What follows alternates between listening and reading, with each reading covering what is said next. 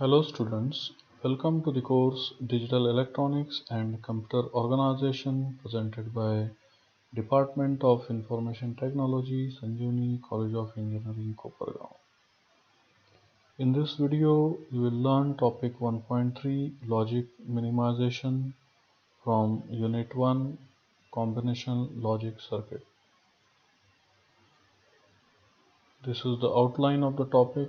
In the beginning, we will see logic function representation, and after that we shall see logic function minimization using K-map. So let us see logic function representation. Logic functions can be represented using any of the following ways. The first way of representing logic functions is truth table. In the truth table, you have some columns representing inputs of the logic function and some column representing the outputs of the logic function. So in this truth table, there are 3 inputs and 1 output. Output is specified for all possible combinations of input. So there are 3 inputs and there can be 8 different possible combinations of input.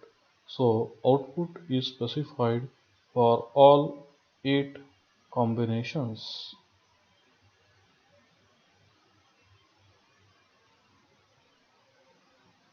The another way in which we can specify the function is sum of minterms. This particular table shows the minterms of the truth table. The first row corresponds to the minterm x bar, y bar, z bar, and it is represented as small m0. Second row in the truth table 001 is x bar, y bar, z, and it is represented as small m1. So like this, with a 3 variable truth table, there are 8 rows, and corresponding to 8 rows there is a mean term from m0 to m7. So the sum of minterm expression is specifying the logic function as a sum of the minterms for which the output is 1. So for the minterms corresponding to the second row, which is m2, the output is 1. Corresponding to the third row, the output is 1. So corresponding to the minterms m2, m3 and m6, the output is 1. So the logic function can be represented as sum of minterms as f of a, b, c is equal to summation of 2, 3, 6. That is summation of the minterms 2, 3, 6. Another representation is product of max terms. The max terms, they are shown in this particular right part of the table. These, for every row we can write the max term as x or y or z is the max term for the first term, then x or y or z bar is the max term for the second row. Okay, so like that.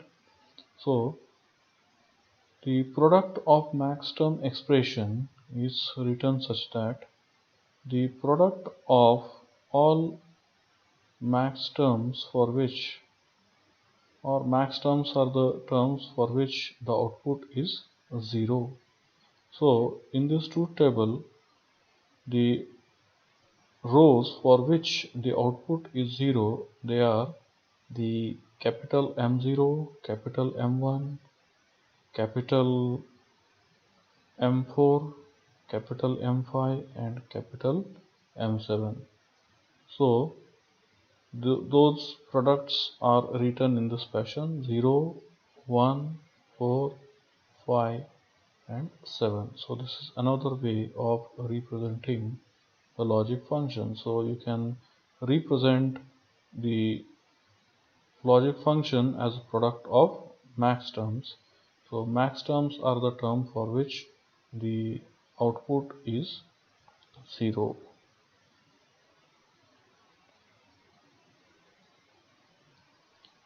The next way of representing the logic function is standard POS form expression. POS stands for product of sums. So here product of sum is taken. These products, they are, or these sums are nothing but the max terms of the logic function. So the first max term is A or B or C. So it is written for the first row, it is X or Y or Z. So here the variables are A, B and C. So you can read this max term as, for this particular term, the output is 0 only when A, B and C, all these A, B and C are 0, then only the output will be 0. Otherwise, for this A or B or C, the output will not be 0. So if it is 0, then this term will be 0, and irrespective of whatever these terms are, the output will be 0. Okay, so this term ensures that output is 0 when A, B, C are 0, 0 and 0. Okay, then the second term ensures that the output is 0 when A is 0, B is 0 and C is 1.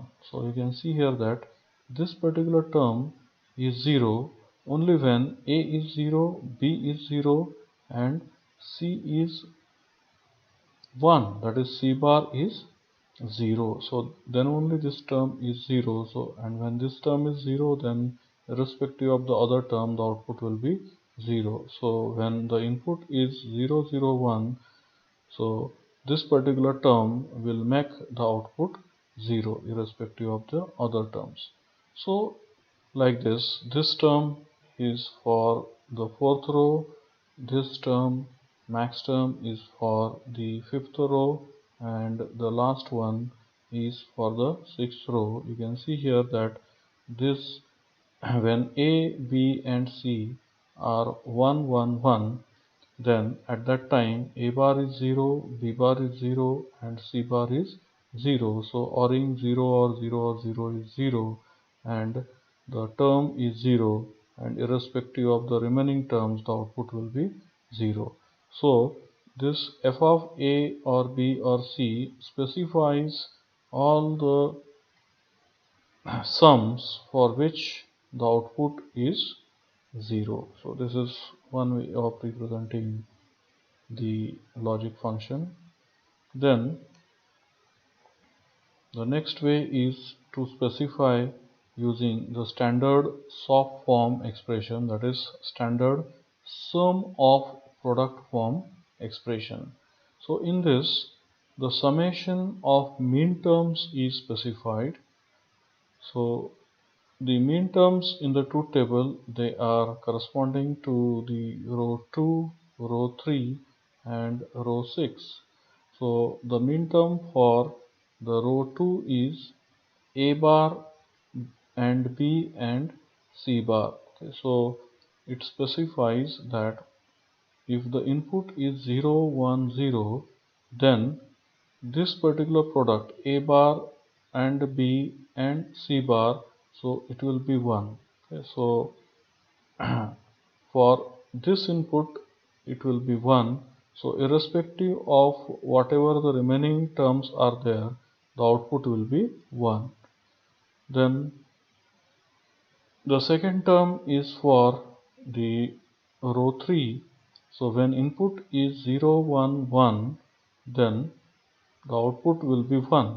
So A bar will be 1, B is 1, C is 1.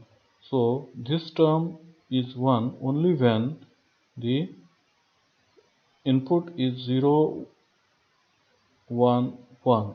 Okay, so this is the min term for this particular row, and the last one is A and B and C bar.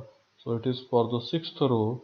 So when the output input is 1, 1, 0, then this term will be 1, and for remaining input this term is 0. Okay, so this particular three terms ensure that whenever the input is corresponding to those particular rows, the product is 1, and for rest of the inputs it is 0.